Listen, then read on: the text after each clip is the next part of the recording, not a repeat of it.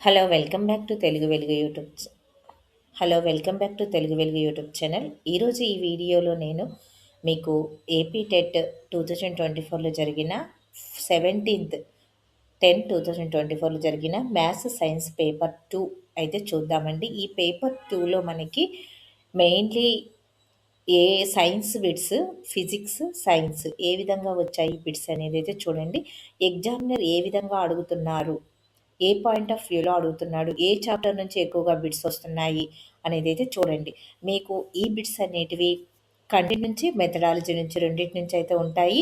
Content ఏమో ఫిజిక్స్లో 15 bits అయితే ఉంటాయి. ఒక 3 బిట్స్ ఏమో మనకి మొత్తము 12 బిట్స్ ఏమో కంటెంట్ ఉంటుంది, 3 బిట్స్ ఏమో మనకి మెథడాలజీ ఉంటాయి. అదే బయోసైన్స్ కూడా అంతే, 12 బిట్స్ ఏమో కంటెంట్, 3 బిట్స్ ఏమో మెథడాలజీ అయితే ఉంటుంది. ఇవన్నీ నేను సిలబస్లో దాంట్లో ఏ విధంగా క్వశ్చన్ పేపర్ వస్తుందనేది కూడా నేను చెప్పాను. సిలబస్ వీడియో చూడకపోతే ఒకసారి అయితే సిలబస్ వీడియోని చెక్ చేయండి, ఛానల్లో ఉంటుంది.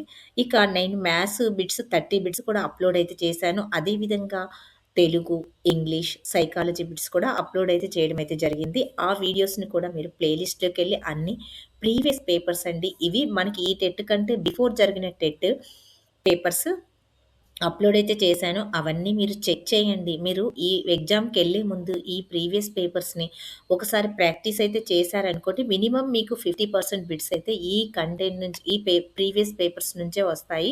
అందుకనే ప్రతి ఒక్కరూ ఇవి 1కి 2 సార్లు అయితే ప్రాక్టీస్ అయితే చెయ్యండి. మీరు ఎక్కడా వెతుక్కోవాల్సిన అవసరం లేదు. ప్లేలిస్ట్‌లో ఉంటాయి, కోర్స్‌లో ఉంటాయి.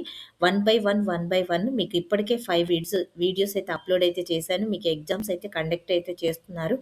మ్యాథ్స్ వాళ్ళకి లాస్ట్ రోజు ఉంది మనకి 18 నుంచి 20 మధ్యలో ఉన్నాయి కాబట్టి మీకు లాస్ట్ ఉంది కాబట్టి ఈ ప్రాక్టీస్ అయితే చెయ్యండి.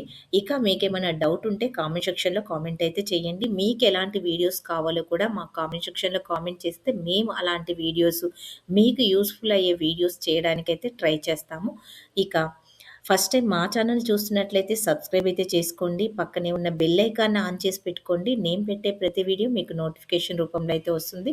మా కంటెంట్ మీకు నచ్చితే జాయిన్ అయితే అవ్వండి. ఛానల్‌లో అన్ని వీడియోస్ చూడడానికైతే మీకు ఛాన్స్ అయితే ఉంటుంది. ఎందుకు ఒకసారి జాయిన్ అయితే సరిపోతుందండి, మీరు అన్ని వీడియోస్ చూడగలుగుతారు. ఎందుకంటే టెట్ డిఎస్‌కి సంబంధించిన useful previous papers plus syllabus మా ఛానల్‌లో అప్లోడ్ అయితే చేశాము. ఇక ముందు ముందు మేము ఛానల్‌లో కంటెంట్, మెథడాలజీ అన్ని సబ్జెక్టులకు సంబంధించి కూడా అప్లోడ్ అయితే చేస్తాం కాబట్టి, ఇది ఓన్లీ టెట్ డిఎస్‌కి సంబంధించింది కాబట్టి మీరు అందరూ ఛానల్‌ని అయితే సబ్స్క్రైబ్ చేసుకోండి. ఇక వీడియోలకైతే వెళ్ళిపోదాము. ఇక చూడండి, ఫస్ట్ క్వశ్చన్ ఇచ్చారు. ఒక వస్తువు నెట్ట నిలువుగా పైకి కనపడుతున్నప్పుడు దాని త్వరణము మరియు వేగాల మధ్య కోణం ఎంత అనేది అడిగారు. ఇక్కడ నెట్ట నిలువుగా పడే కోణం యొక్క విలువ ఎంత అనేది అడుగుతున్నారు. మీకు ఆన్సర్ తెలిస్తే కామెంట్ సెక్షన్‌లో కామెంట్ అయితే చేయండి. ఇక మీకు నేను ఆన్సర్స్ అయితే చెప్పేస్తానండి. 180 డిగ్రీస్. ఇక మనకి సెకండ్ క్వశ్చన్ చూడండి. సెకండ్, చర్య ప్రతిచర్య బలాలు అనేది ఇచ్చారు. చర్య ప్రతిచర్య యొక్క బలాలు భిన్న వస్తువులపైన పనిచేస్తాయి అనేది అయితే క్వశ్చన్కి మనకు ఆన్సర్. థర్డ్ క్వశ్చన్ చూడండి, అంతరాలలో ఒక బిందువు వద్ద ద్రవ్యరాశి భారానికి సమానమైతే గురుత్వ త్వరణం విలువ ఎంత అనేది అడిగారు. గురుత్వ త్వరణం విలువ 1కి సమానము. ఇక మనకి 24th క్వశ్చన్, ధ్వని ప్రకంపనలను గ్రహించే మానవ చెవిలోని భాగం ఏమిటి? మానవ చెవిలోని భాగం అనేది కర్ణభేరి. ఇక సమబాహు పటకంలో కనిష్ట విచలన కోణం 40 డిగ్రీస్ అయినా పతన కోణం విలువ ఎంత అనేది ఇచ్చారు. 50 డిగ్రీలు. ఇక 36 చూడండి, ఒక వాహకం యొక్క నిర్దిష్ట వైశాల్యం గుండా నిమిషానికి 30 డిగ్రీల ఆవేశం చెలించిన దానిలోని ప్రవహించే విద్యుత్ ప్రవాహ పరిమాణం ఎంత అనేది ఇచ్చారు. విద్యుత్ ప్రవాహం యొక్క పరిమాణం 0.5 A. విద్యుత్ ప్రవాహ లీకేజీ వలన ఏర్పడే విద్యుత్ షాక్ నుండి మనల్ని రక్షించుకోవడానికి మనం ఏం చేయాలి? భవనానికి ఎర్త్ అమర్చుకోవాలి. మనము షాక్ నుంచి తప్పించుకోవడానికి ఈ భవనాలకు ఎర్తింగ్ను అమర్చాల్సి ఉంటుంది. మనకి వెనిగర్కు 1 చిటికెడు బేకింగ్ సోడా కలపాలి.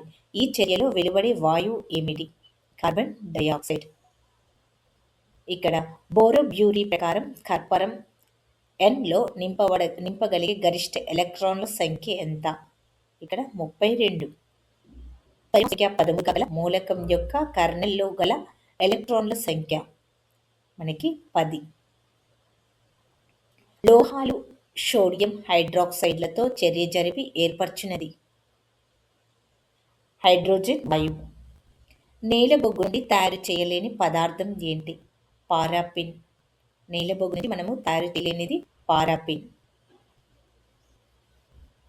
ఇక సరికాని వాక్యాన్ని గుర్తించండి.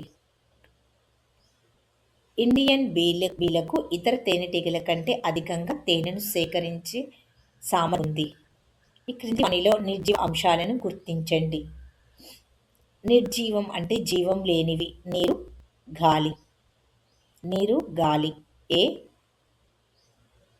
ఏ డి అనే బి డి అనేటివి అక్కడ ఆన్సర్స్.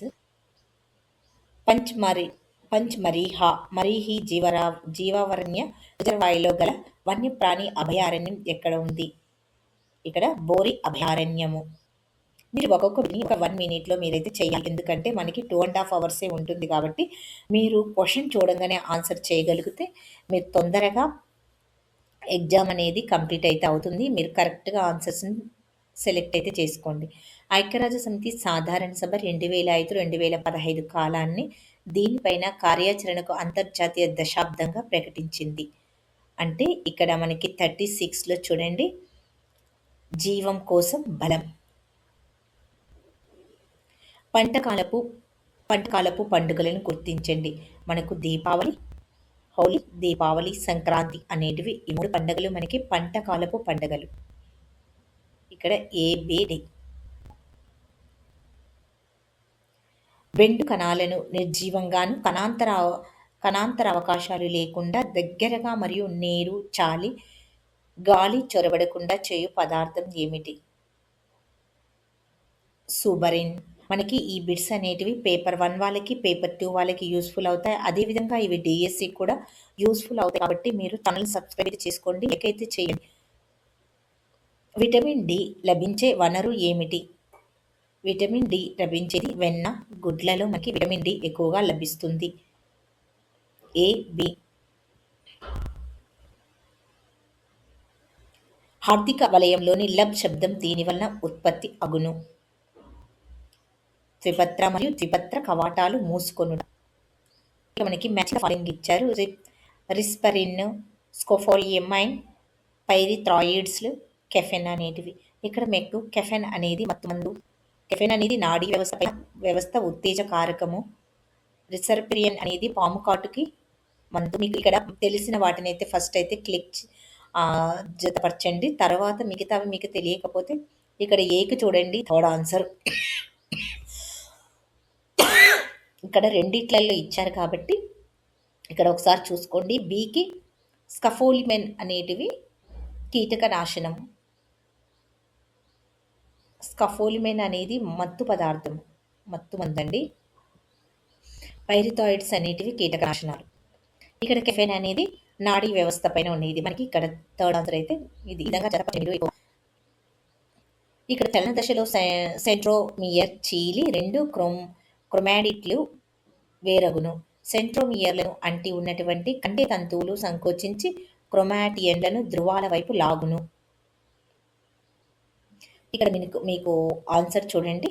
42కి 1 ఏ మరియు ఆర్ 2 సత్యమే, ఆర్ ఏకి సరైన. ఇక్కడ 43 మనకి సరైన వాక్యాన్ని గుర్తించండి. ఇక్కడ సహసంబంధాలు నాడీ వ్యవస్థను చాలక అపవాహిక నాడి మెదడు నుండి సమాచారాన్ని శరీర భాగాలకు చేరవేస్తుంది అనేది ఇక్కడ మనకి 4th ఆప్షన్ సరైన వాక్యం. ఇక మనకి 44 బిట్స్. జనకుల యుగ్మ వికల్పన కాలాలలో ఏదో ఒక కారకం యథేచ్ఛగా సంతతికి అందించబడుతుంది. ఇది అనేది పృథక్కరణ సూత్రము. ఇక్కడ నుంచి బిట్స్ అయితే మెథడాలజీ బిట్స్ అయితే ఉన్నాయి చూడండి. విద్యా లక్ష్యాల సాధనకు పాఠశాల ప్రయోగించే మొత్తం అనుభవాలను పాఠ్య ప్రణాళిక అంటారు అని నిర్వచించింది ఎవరు? మనకి మన్రో గారు అయితే నిర్వచించారు. చూడండి. డయోరమాలు ఈ విధమైనటువంటి బోధన ఉపకరణాలు. డయోరమాలు అనేటివి మనకి త్రిమితీయ ఉపకరణాలు. ఇక మనకి 47 సర్ ఐజాక్ న్యూటన్ రచించిన గ్రంథం ఏమిటి? సర్ ఐజాక్ న్యూటన్ రచించిన గ్రంథం ఏమిటి? ఇక్కడ ది యూనిట్ ఆఫ్ నాలెడ్జ్. ఇక మనకి పోతే 48 చూడండి. మొత్తం మనకి మెథడాలజీ 6 బిట్స్ అయితే వచ్చాయి. రాజు తరచుగా పత్రికలోని శాస్త్రీయ అంశాలను చదువుతున్నాడు. అతను ప్రదర్శిస్తున్న జీవశాస్త్ర బోధన విలువ ఎంత? విరామ సమయ సద్వినియోగం విలువ. ఇక విద్యార్థి కోవిడ్ లాక్డౌన్ సమయంలో దూరదర్శన్లో తన తరగతికి సంబంధించిన పాఠాలు చూశాడు. అందులోని జరిగే అభ్యసన శాతం ఎంత? మనకి 50% అయితే జరుగుతుంది. ఇక మనకి 150 బిట్ ఇంకా ఇక్కడ అయిపోయిందండి. మనకి 150 బిట్స్ కంప్లీట్ అయిపోయాయి ఈ పేపర్లో. విద్యార్థుల స్వభావము వారి విభజనను తెలుసుకోవడానికి ఉపయోగపడినది. స్వభావం విభజన తెలుసుకోవడానికి ఉపయోగపడనిది అనేది ఇచ్చారు. ఇక్కడ మధ్యగతము అనేది ఉపయోగపడదు. వ్యాప్తి, ప్రామాణిక విచలనము, మాధ్యమిక విచలనం అయితే ఉపయోగపడతాయి. అయితే ఇంతవరకు అయితే మీరు వీడియో అయితే చూశారు కదండి.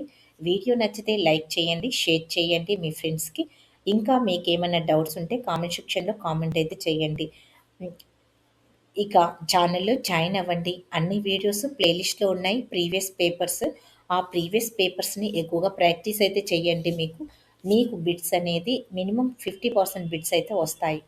ఇక అందరూ చూస్తున్నారు కానీ చాలామంది లైక్ అయితే చేయట్లేదండి. మీరు నాకు ఇచ్చే గిఫ్ట్ ఏంటంటే ఓన్లీ మీరు లైక్ చేయడము, షేర్ చేయడము, జాయిన్ అవ్వడమే. ఎంతో కష్టపడే వీడియోస్ చేస్తున్నా కాబట్టి మీరు ఇచ్చే ఈ చిన్న లైక్ వల్ల మీకు నేను లైక్ చేస్తే చాలా సంతోషిస్తానండి. టెట్, డిఎస్సి రాసే వాళ్ళందరికీ ఆల్ ది బెస్ట్.